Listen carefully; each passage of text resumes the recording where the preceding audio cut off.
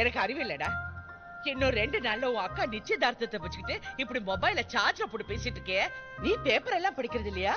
ஒருத்த மொபைல் வெடிச்சு செத்து போயிட்டான். நீ இல்லாம உன் அக்காவோட கல்யாணம் எப்படிடா நடக்கும்?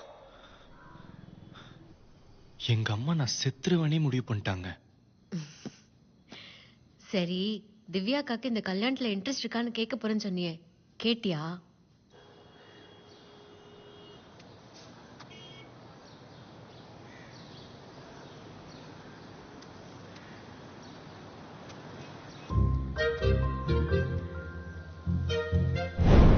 ஒய்? Why not?